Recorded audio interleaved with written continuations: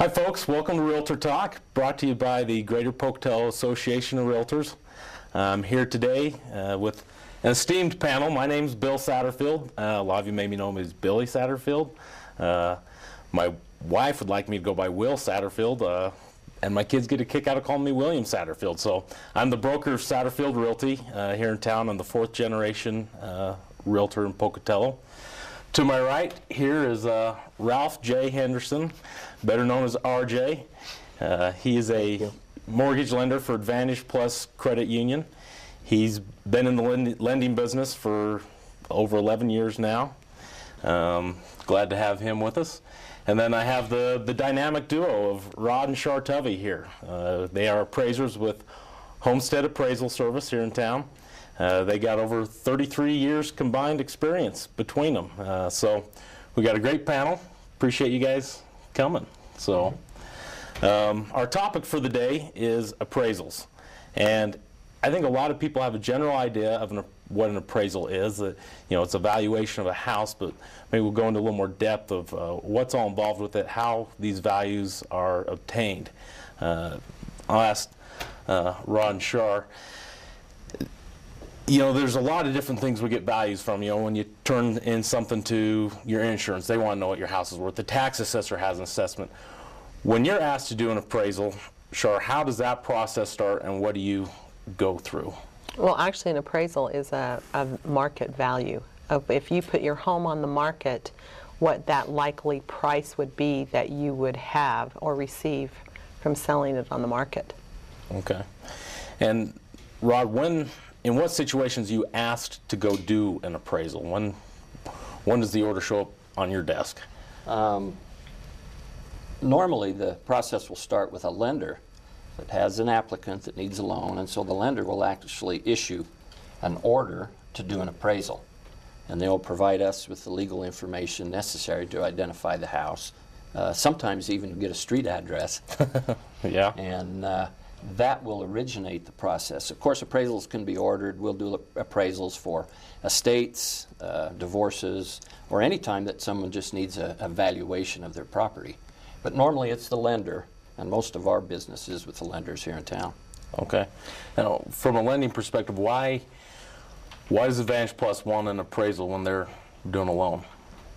Well, the main thing is we want to make sure that the value warrants the transaction. That as a credit union and as a lender that we are protected, and therefore we order an appraisal through a third-party company.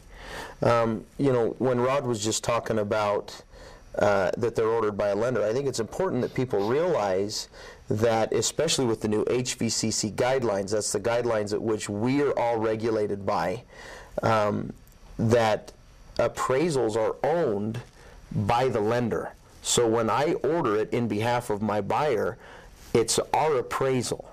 And so people need to be careful, because when you order an appraisal for yourself to get a value to sell your home, lenders cannot use that appraisal. I still have to order another one, which is going to cost another $350 to $400, and it's just an added expense that a person doesn't need to incur upon themselves. Yeah, that's a good point, Ralph. Everyone's a comedian today, aren't we? That's one of the first things that we'll establish is who is the intended user of the appraisal. Perfect. And what's the scope of work? What is required? How much information that intended user requires? And we can usually establish those with our long-standing customers and pretty well know, but that's still an important factor that's part of the appraisal process that we have to establish. Who's the intended user and what's the scope of work? Okay. So, Char, the appraisal shows up, you know what your scope of work is, what the plan is, so where do you go from there? Once you know the property, you head out there and...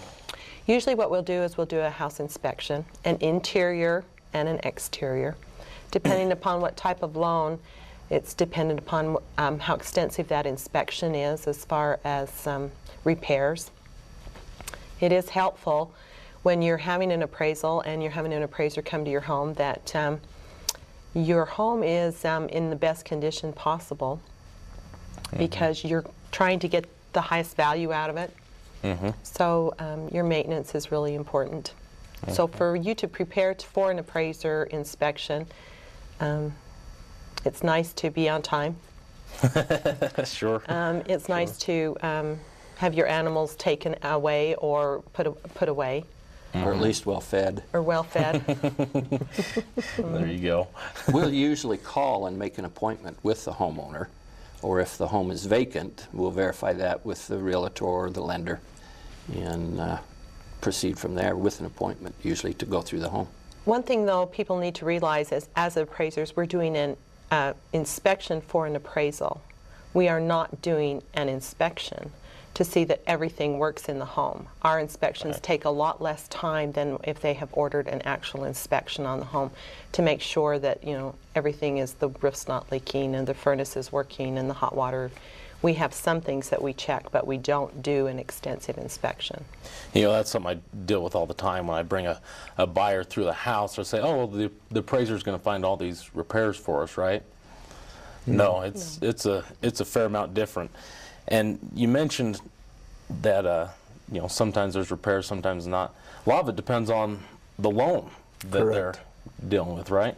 Now, give us some examples of the differences, say, on a conventional loan versus a FHA loan. FHA loan would be a loan that most first-time home buyers would likely have. Right. What kind of things you're looking for? What kind of things you're hoping to get from them? Quite simply, on a conventional loan, it is as is. The house is in an as-is condition. It has to adhere to Fannie Mae guidelines. You know, a roof has to be 3 years, and other than that, It has at least 3 years of life. has 3 years of life left in it. As far as chipped and peeling paint, conventional really doesn't care about that. They just care about value. They more care than about value. Now, if you do an FHA loan, then yes, there are certain requirements that FHA, they have to have.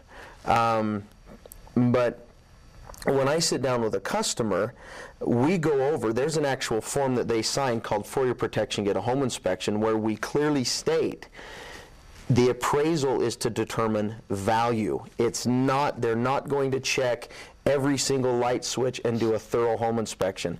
That is outside of what FHA requires, and so if a borrower wants that done, then your borrowers need to order that by themselves. Okay. We're looking at really three basic factors. FHA and others, maybe a little more specific with FHA, but safety, soundness, and security. The safety of the occupant, the soundness of the structure, and the security for the intended user or lender if the value is there. Okay. So really it's got to be a fairly major item that we'd be looking at if it affects any of those three areas. Right. So if you're getting your home ready to sell, and it's likely, you know, that an FHA loan could come your way if a buyer liked your house, what are some of the common things that you run into that you would tell a seller, maybe you ought to look at these items and get those taken care of before you even put it on the market? One thing is smoke detectors. Make sure your smoke detectors are working. It's such a little thing that you can have done that we need to, you know, make sure that that's there. Do they need to be in every room? Do they, every bedroom, or what is the guideline? It's really a little bit up in the air. Current code, you know, is different than what an existing structure or an older home might have. You know, the new construction, bedrooms, hallways, that way, and they all have to be interconnected, hardwired in. Older homes don't, but still would require a smoke detector on each level of the home and located close to the sleeping areas. Okay. And usually those would probably be a battery operated type. Yeah.